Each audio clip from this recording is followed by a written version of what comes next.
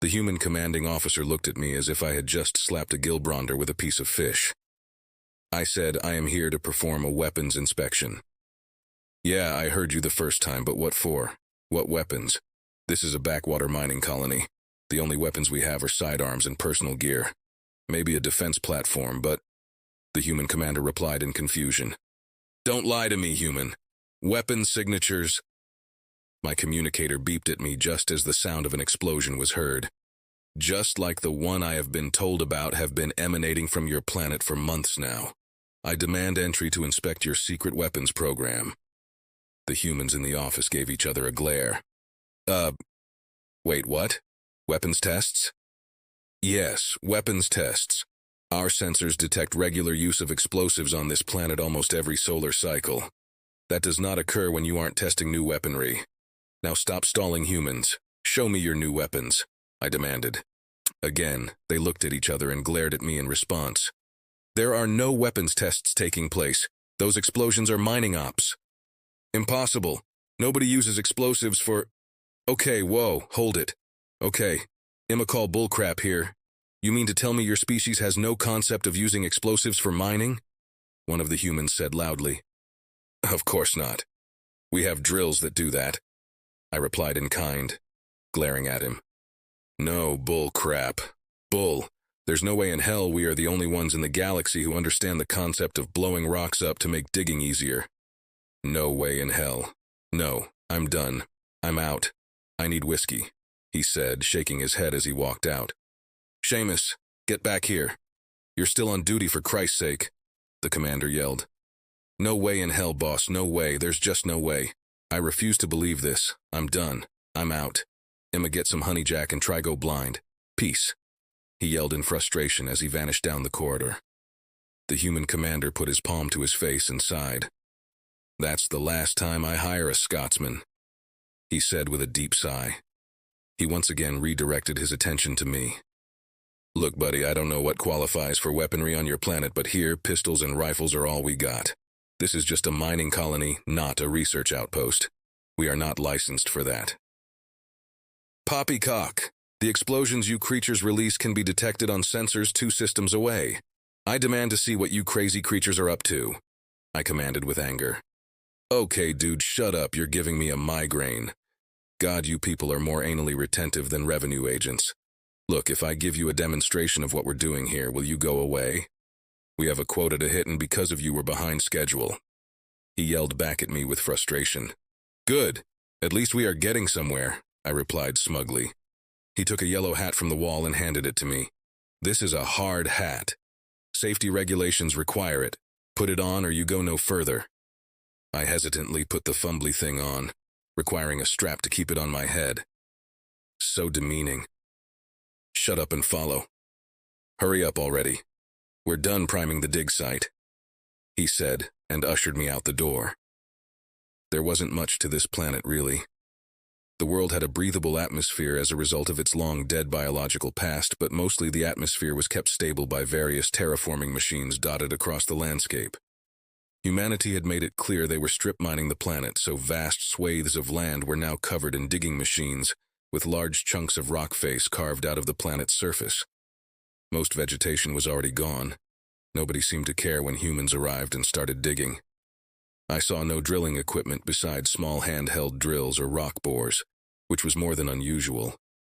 Instead, I saw large numbers of staggeringly massive vehicles with wheels bigger than most armored war vehicles, but also among them, strange vehicles with large claw-like machines and the oddest form of propulsion. I made a mental note to check what they were for and how they worked. This looked like secret tech to me. I may have stumbled on a gold mine of new tech for the Federation. Okay, here's your explosives, he said, pointing at a thing on a flat plateau. It's a hole, with cables in it. I replied in confusion. Yeah, these are the explosives you've been bitching about. Since you have no concept of what's on offer here, I'll make it simple. These holes are dug with precision. Cores of high explosives are put in the holes. We go away, blow up the explosives. The explosives turn this solid rock into little bits of dirt, clumps of boulders and dust. The particulates are gathered up by those machines, then sent to a refinery for processing, simple as that. cheap, effective, and if done right, safe, he said, speaking to me with a mixture of frustration and annoyance. Preposterous. There isn't enough explosive force to dislodge this plateau, I barked angrily. Okay, so whiny baby isn't happy. Let's provide him with a demonstration. Clear the field. Fire up the deck cord. He yelled out, then repeated the message into his radio. We were hastily ushered away behind a heavy glass barrier of some kind. I wasn't going to question it. If the humans were hiding behind a thing, that's reason enough to join them. A foreman in the background stood by some kind of makeshift control panel and yelled out, "Fire in the hole! Fire in the hole! Fire in the hole!" he bellowed. He then pressed a button, and as if the gods themselves willed it, a half-mile stretch of land suddenly heaved itself upwards, then collapsed back down on itself. A thunderous roar followed by the noise of a landslide as several thousand tons of mineral-rich rock crumbled to the ground into the plateau below it. The humans perfectly crafted the surrounding area of the blast zone into a sort of funnel, making a rock slide of boulders and debris into a holding site just below the blast zone. Within seconds, I heard the mesmerizingly beautiful roar of 100 engines start up in a chorus of machinery. The engineer looked at me with a smirk and said, "So, you were saying?" he said to me with a smug grin. I couldn't respond, my jaw on the floor as a cacophony of heavy engines filled my hearing, watching the perfect concert of mining equipment. Vehicles at the top of the plateau that just got blasted using large moving mechanical shields in front of them to shovel the excess dirt around, effectively corralling it off the newly made cliff.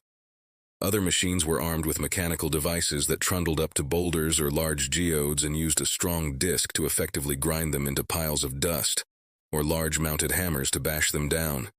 The massive beasts with tires bigger than fighter craft started up and charged towards the site where multiple vehicles, those strange ones with the odd mobility system, moved in and started shoveling huge clumps of dirt at a time into the back of each truck. Each truck then trundled away at unreasonably high speed for their size towards the waiting arms of a refinery, where it was dumped out at hundreds of tons at a time. So see how it works? Loose dirt gets shoveled off the cliff with dozers into the holding site. Grinders and pummelers destroy loose rock at the top, then shovel it back into the pit. Dump trucks carry it all after excavators and dirt cranes load it all up. Then, no grinding, no crushing, no nothing needed from the rock, straight to the refinery. Simple as, he said again with a smirk. Hey, what? I tried to say, failing to notice I made no sense as my stupid jaw was still on the floor. I grabbed my chin and had to use my hands to move my mouth to speak, as my jaw had so floored itself it had dislocated. Please tell me you haven't beeb doig dis sids before you ebtereb spashe. Oh, we did this long before we knew space was even a thing we could do. For reference, it's currently 2669, he said. The men behind him smacked their lips or something and said, nice. Anyway, 2669. The first use of explosives in mining was the year 1627. The first time we went to space was the year 1955, or at least somewhere there anyway, I forgot. So yes, we've been doing it for ages. But this is small. Scale strip mining. We mine asteroid belts with gravity generators and explosives, he said, again with that damned smug smirk. My jaw dropped again, and I again was unable to talk as I considered the concept of what I just heard. I stood there, completely buggered out of my mind, as within the space of 1 damned hour the debris field was cleared, and all the ore in storage on conveyors, ready for processing by the refinery, which was now chugging away at full power. By the rate it worked, it would be finished with the ore in the space of a few hours, 27,000 tons each time. Already humans were swarming a new location, digging holes, lining cables, and setting explosives. By the time I figured out how to reattach my jaw to my skull, they were ready for the next blast. Once again, the foreman yelled, "Fire in the hole!" 3 times before detonating the explosive charges. A larger segment of cliffside, again leading down to a plateau full of heavier equipment, lifted up as if the planet took a deep breath, then fell down with a roaring crash. I have questions, I said, now fully cowed by the display. As do I. But you first, he replied. Many questions, actually. But I'll start with this one. That was amazing. How did you manage to make the entire cliffside explode like that? I asked. Let me show you. We're setting up for the next blast. It's a good way to demo. He smiled back, less smug and more understanding as we left the confines of our safety bunker. He showed me how the engineers and technicians worked their magic, measuring a specific quantity of a malleable form of rubbery thing that was apparently something called plastic explosive. It was a highly stable explosive charge that could be molded into any shape and detonated with specific things in a certain interval. Each one had its own detonator device that was left out of the way and covered with a safety tape until the very last minute where it would be primed. The engineers showed me how they used math calculations to know what to do. Calculating the density of the rock layers, offset by weather conditions, quality of materials, and every other factor imaginable to calculate how much explosives they needed and exactly where. Calculating fault lines in the rock, in order to shatter the entire thing open for processing. The mathematics, calculus, and geometry equations they used almost broke me. They could use a simple calculator mixed with some basic scanning data to figure out exactly where to put what and how much, every single time without flaw. I was also told that due to how many times they did this over their years, they could easily make a guess, then do the calculations anyway just to be safe, then finding out their guess was absolutely correct. They had the kind of memory that would put most species in the galaxy to shame. Then, I came across a new concept, the so-called caterpillar track.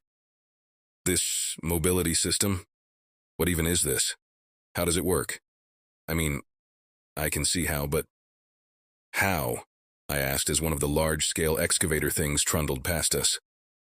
Using a series of interconnected plates called tracks and segmented through the use of pins and other such things, we create these things called caterpillar tracks, or simply tracks. These stabilize machines and can carry massively heavier loads compared to wheels. Their first use was in farming tractors. They are usually built for heavy industrial machinery or tanks, he said, showing me how it worked as an excavator passed by. What is a tank? I asked, curious. Oh dear, that is a discussion for another time. We have a few, but we don't use them much these days. In any case, would you like to try to use an excavator? He asked. Wait. What? I said, staring at him. Would you like to try it out so you can see how it works? We have a small one available for small-scale use, digging ponds and canals, etc. Want to try it? He said, directing me to a cute little one that was off to the side. I enthusiastically agreed, of course, and was shown to the cockpit of the machine. I was shown how to use the controls by an operator, and they were absurdly simple, if a little unwieldy for my alien hands. I got in and felt the ridiculous power of these machines, and was even more astonished by the fact these things were powered by hydraulics. Ingenious. I played with it like an excited schoolchild for a few hours, using the small one to carve out a little hole in the ground. So, tell me, is this specialized equipment? I asked, hopping out of the cockpit. What? Well, yeah. You need training and permits to use them safely, but beyond the necessary qualifications, they're pretty much on the open market. In fact, I have one to spare that we haven't used since we've gotten here. It's just taking up real estate at the moment, and I already have spare parts for everything else, so it's not worth stripping down. You want it? He said. My eyes glowed brightly at the suggestion as I let out a noise of excitement that sounded like a large number of rats discovering the gates to a palace made of cheese. The Scotsman from earlier wandered onto the job site with a half-empty bottle of liquid and slurred speech. Show, Captain. How'd the alien take the boomsh? He hiccuped. Well, he dislocated his jaw, but he seemed to like the tank tracks. So, we're giving him the spare unit we have in Hangar 4, the foreman replied. Again, what exactly is a tank? I asked again. Fucking L. Aliens don't know what tanks are?